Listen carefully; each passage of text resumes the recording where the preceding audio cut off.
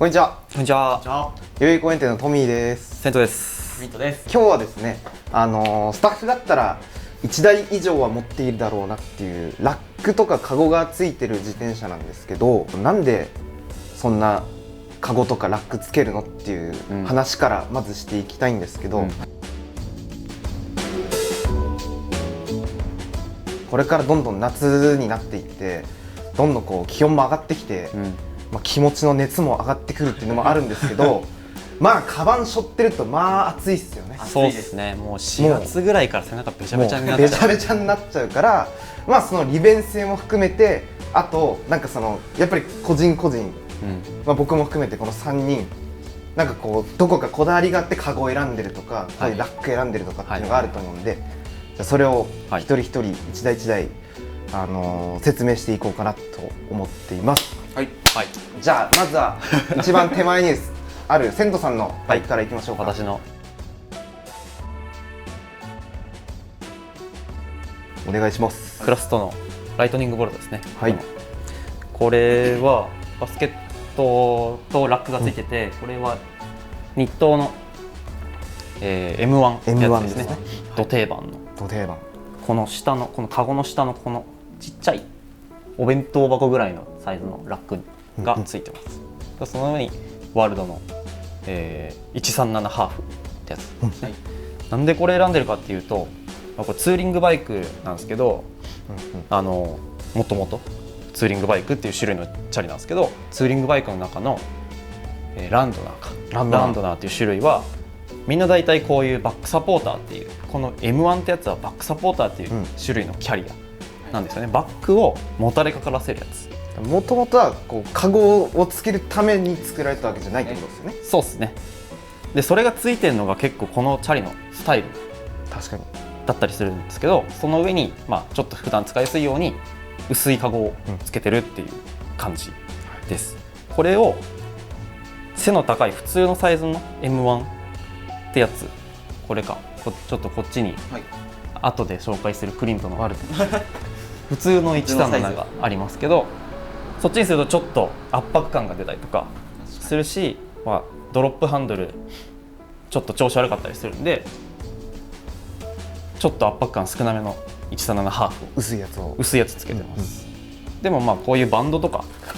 あれば全然普段の荷物ぐらいだったら全然乗っちゃうし、デイパックとか背負ってても多分これで止めれちゃうんで、これで十分って感じですね。なんで結構いいけど、バンドがあればそうですね。この受けがあれば結構意外と大きいものも乗っちゃうっていう感じかな。あとはドロップハンドルだとこういう合わせが結構うまくいくかもっていう感じですね。僕は最近ドロップがなんか好きで来てるなんか気づいたら好きだなっていう感じなんで。確かにドロップハンドルのやつ乗ってるイメージですね。そうですね。うちのお店だと僕ぐらいかな、今ドロップのチャリ乗ってるのは。あと結構そのドロップハンドルのバイクだと大体こういうカゴとかキャリアがそのさっき言ってたこの高さとかこの幅の問題で NG なことが多いんですけど、やっぱこの137のハーフって薄いやつだと割とこの余裕が出たりするんで、あんまりハンドル低いのだと確かにちょっと問題出てきちゃいますけど、普通はねもうちょい低かったりとかするんでここかぶったりとかしますけど、でも使えるケースも多いんじゃないかなっていう。あとは僕のはダイナモランプがついてるんで、それの台座というかね、そうですね、ライトをつけるためにこれもつけてるみたいなところもちょっとあったりします。いいですね。そんぐらいです。はい。あとはこうやってつけるときにステを曲げたりとか、ちょっとコツがあったりするんですけど、そういうのはまた別な動画とかでご説明できたらなって感じですね。次は僕のやついこうかな、順番的に。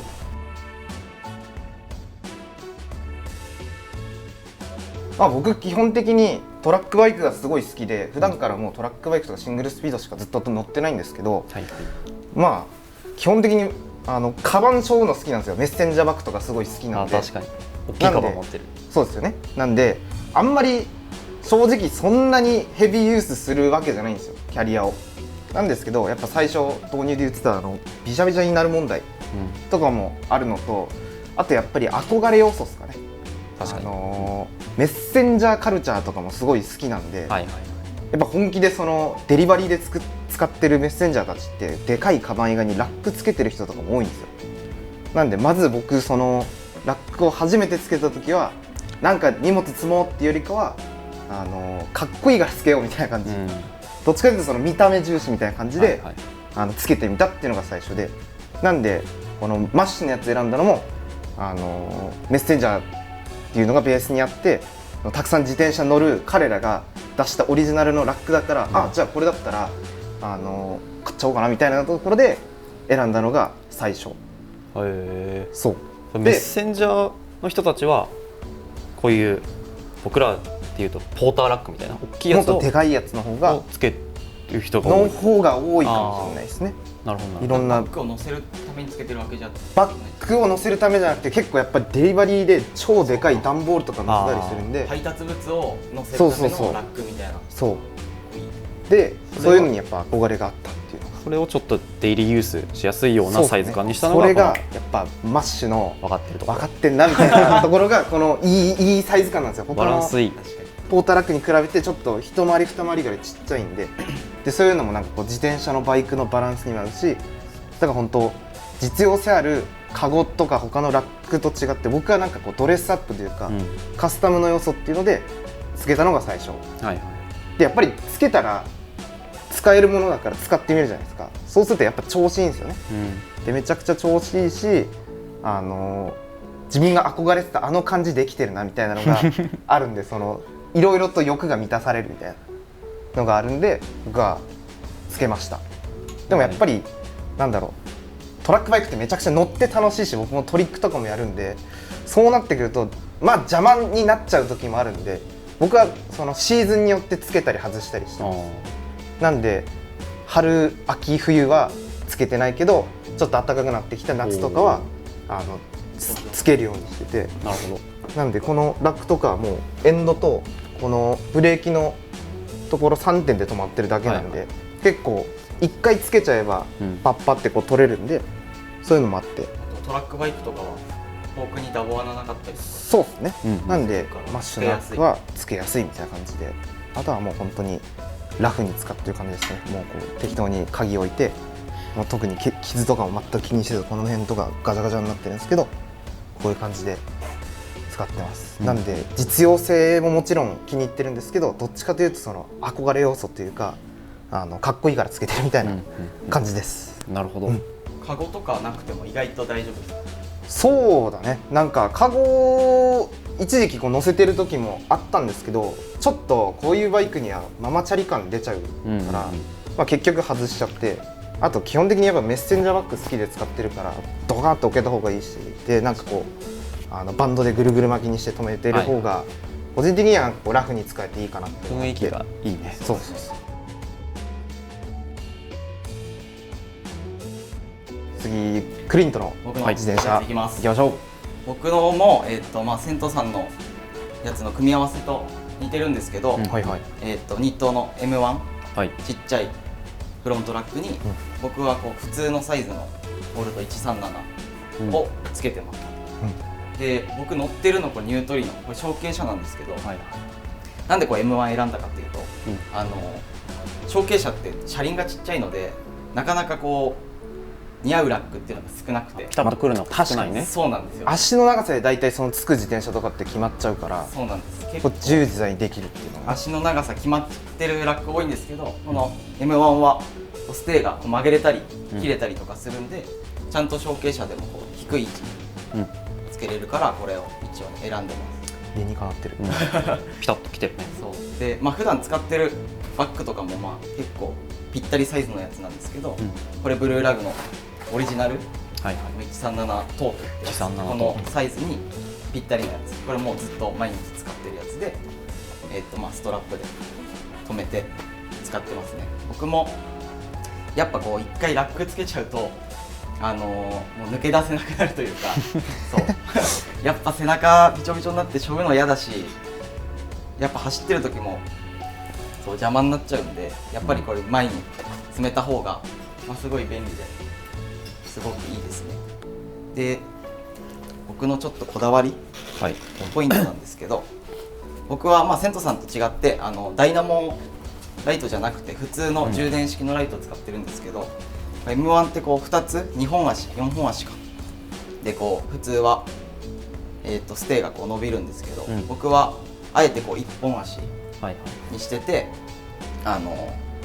ここからこう伸ばしてきて、でここの余った穴にライトマウントをつけて、やってんねそうこうやって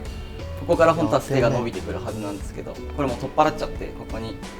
ライトマウントつけて、ここにライトをマウントしてるっていう。これ上につけちゃうとちょっとつかないので下向きでつけてます。これめちゃくちゃ調子いいですちょっと4本本当は4本足のやつが2本足になっちゃうんで、あんまりやっぱ重いものは乗せない方がいいよね。まあでもしっかりはしてる、ちゃんと止まるんで、普段使いそういうちょっとした荷物だったら全然使えるから、あんま重たい荷物は向いてないけど全然使えます。めちゃくちゃ調子いいです。いいですねこれついてた方がちょっとね、なんかバランスいいかも。バランス的にもいいかな。最初はついてなかったんですけど、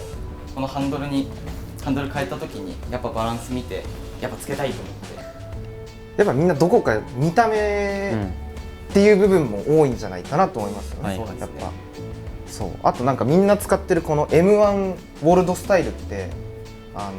リベンデルに通ずるところもあって、多分リベンデルのみんながグラントさんが始めたスタイルっ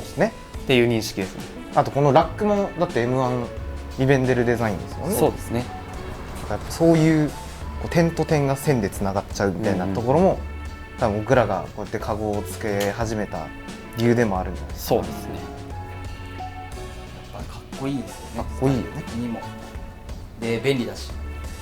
そうあと嬉しいのが今クリントがこうやって137ってこのカゴ専用に作られてるバッグ使ってますけど、もうアメリカだと超定番なんですよこのカゴが。僕ニューヨーク行った時とかも街中に止まってる自転車くっちゃくちゃになってるボルトついてて、だから本当にアメリカ行くと超ド定番みたいなカゴなんで、いろんなメーカーがこれにぴったりのバッグ出してたりするんですよ。でそのバッグを選ぶ楽しみがあったりだとか、そういうのもいいですよね。いいっすね。僕らどうしてもそのアメリカ憧れみたいなね、その現地っぽい感じとかを憧れて目指しがちなんで、こういう、向こうママチャリっていう文化がないから、カゴつけるとしたらスポーツバイクにカゴつけるみたいな。おのずとそうなるっていうのが理にもかなってるし、なんかやっぱ自分らが好きなスポーツバイクにカゴをつけてるって最初はどこかで違和感はあったんですけど、なんかなんでついてんだろうって理解をしていくと、いいじゃんみたいな、バイク的にもだいぶこなれた感がそうですね出るし、使ってる感というかいいっすよね。僕はやっぱり憧れ要素がでかかった。僕のはやっぱり最初言ってたスタイルとしてこのちっちゃいラックをつけるのがもともとあるスタイルとしてあるから、そうですね。なんだろう、全体的にやっぱりついてた方がバランスいいみたいな、ちょっと何かない感がついてないとあるんですよね。ツーリングバイク系はやっぱりついてるとバランスいいなって感じですね。ついてた方がバランスいいっていうその良さと、トラックバイクだったらついてるってその違和感が逆にかっこいいみたいな。確かにがやっぱカゴとかラックつけたくなっちゃう実用性もあるしみたいなのがみんなあるんじゃないかな。多分、本当僕ら今3人だけで話してますけど、フルラグスタッフ全員集めてとかでやったら